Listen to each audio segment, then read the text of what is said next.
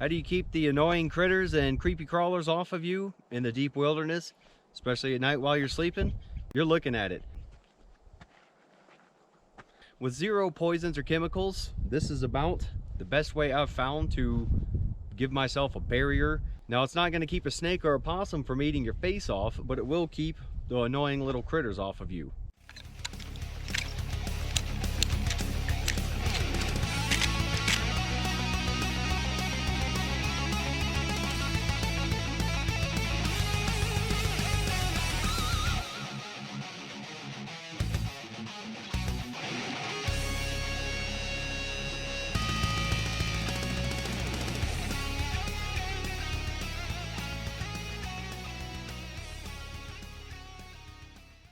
What's up, guys? Randall here, Grunt Proof, out here in the middle of nowhere, Grunt Proof HQ. So I received a comment that was liked very much on one of my videos, and that was, how do you protect yourself from pests and critters, creepy crawlies at night out in the woods? Well, I'll tell you this, I'm from southern Mississippi, the Gulf Coast.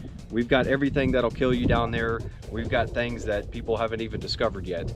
So I'm kind of used to the woods. I never really had a problem. And going through infantry basic training at Fort Benning, Georgia, it was pretty funny to see a lot of the city people and suburb kids just lose their shit when we started sleeping out in the dirt. Because infantry basic training, you know, you might build your shelter hams every now and then, but usually you're just sleeping in the dirt. You're digging a hole and sleeping. And you got snakes coming through there, pigs, everything is coming through there at night. Giant spiders. It's just part of the deal. So I figured I would take the time to answer that question and share with you guys my defense against critters and things like that. So first of all, I've never had any luck with the chemicals. Off, deep woods, pure Deet. I've never had any luck with that shit. So I just gave it up a long time ago. To me, it was a waste of money. It was a waste of weight in my rucksack. It was a waste of packing space.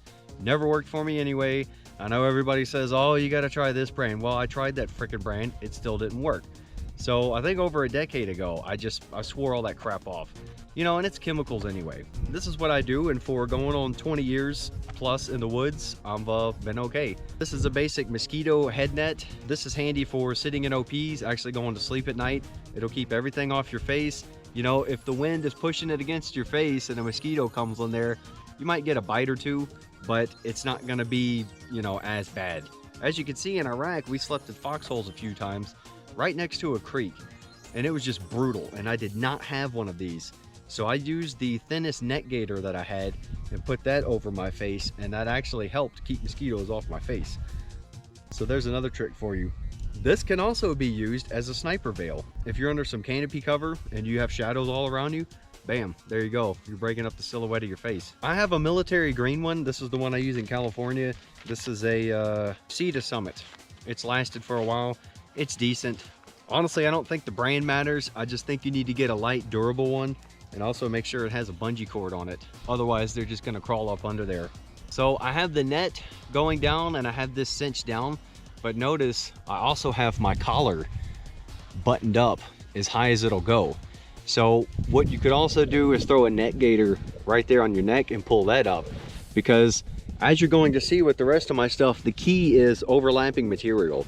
There's no one barrier that's going to solve everything. You want to just overlap materials. So of course I have the top closed, the collar is up, and I have the same on my gloves. It's all the way down and it's cinched down. And then also I had these Nomex Flyers gloves, which go up to about here. Those are extended all the way. I know a lot of cool guys used to cut them off at the hands, but I used to like having that material overlap right there. So when I would lay down in the dirt to sleep, you know, I was usually sleeping like this and nothing ever really got up there. If you're in a really bad area, one thing you could do is take your tape, your 90-mile-an-hour tape or Gorilla tape or electrical tape, and just tape off, you know, all these openings, and nothing's going to get in there. Don't put a whole bunch of tape around your neck before you go to sleep. So working our way down, this shirt is designed to be worn untucked, okay? But my t-shirt, you should wear a t-shirt under these, is tucked in, all right? And then I have underwear under that. So we have 4 levels of overlap, okay? 1, 2, 3, 4. All that material is bunched up. If you just tuck this outer shirt in, guess what? You just have one layer of something to penetrate. If you've got it untucked, something's got to get under there. It's got to go up under your belt, which should be tight. It's got to go around your t-shirt. You see what I'm getting at? Most critters, once they start to hit barriers like that, they find another way around. And you know, we all played with bugs as kids. Just put your hand or something around a spider or whatever, and you're going to watch it just change directions. They're not just going to keep digging into stuff. Unless you have a bunch of food stuff down your pants and a mouse is trying to get in there, everything else is just going to hit a barrier and find another way. Even further down, I've mentioned this a few times by now, jungle boots, heavy duty nylon, pants tucked into the boots. A lot of guys think this is a uniform thing in the Army, and so as soon as they get out into the field, they rip their boots out. Well, guess what? If you're standing in the field, a snake or ticks or whatever can come right up your boot leg. I would always keep mine tucked in no matter what I was doing. And as I mentioned before, this will actually help against snake bites. So a larger aggressive snake could get you up here, but if you're just walking around, you know, they're gonna bite at what steps next to them, which is usually gonna be right around here. Bam. Cool guy mode reactivated. So I know what a lot of you guys are thinking, isn't that stuff hot? Yeah, it is hot, but you're just gonna have to weigh on how much warmer you wanna be at night versus, you know, how much you wanna get stung or bitten all night. Sleeping in the field, especially on the military side, it's always uncomfortable. In the grunt world, you know, I don't think I got a good night's sleep in the field in the Army infantry ever.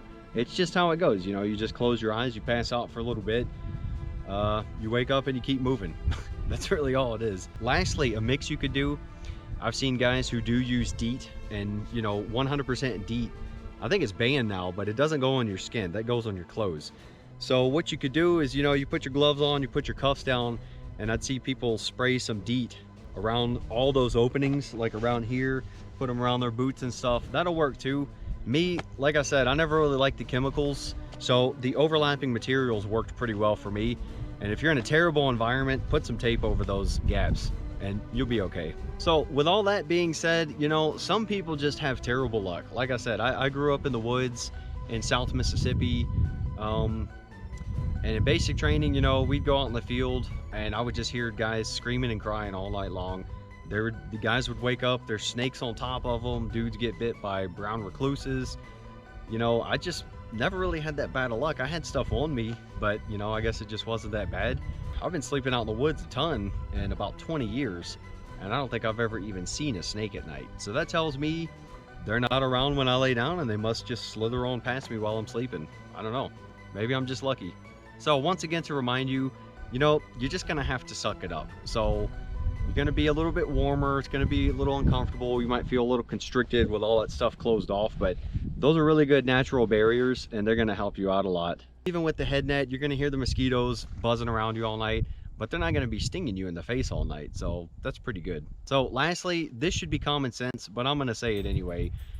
You need to keep your food either away from you or packed up and sealed. Sleeping in the field in the military, we usually keep our stuff put up. If we're in a non-tactical environment, we have some kind of trash pit away from us. You don't want a whole bunch of ants coming on you because you got freaking jelly or whatever on your clothes. Like, you need to try not to live like a slob. And once you eat something, I would always bring a strong Ziploc bag or two, and I would put all my trash in that Ziploc bag because number one, I didn't want whatever chicken juice or whatever was in it getting all over the inside of my rug. And I also wanted to seal it off, hopefully from critters, so they wouldn't get interested in my rucksack while I was sleeping on it with my head. So I would seal the stuff up, my trash would be hidden and put away, and I was basically clean, no food on me for the most part. Well, that's it guys. Thank you for the question, and thanks to everybody who supported that question and got my eyes on it and made me want to do this video. If you guys have more questions like this, whether it's my military service or just overall camping stuff or even the Grunt Proof series, let me know down below and I will get to it. I appreciate y'all's support and input. If you have some kind of special methods to keep critters away, also let us know down below. And hey, if you got a really good comment, I'm gonna highlight it for you. This is a community of learning. So until the next video guys, make sure you like and subscribe, click that freaking bell so you get a notification every time I put up a new video, and I will see you guys in the outdoors. Prepared lives matter. Ciao.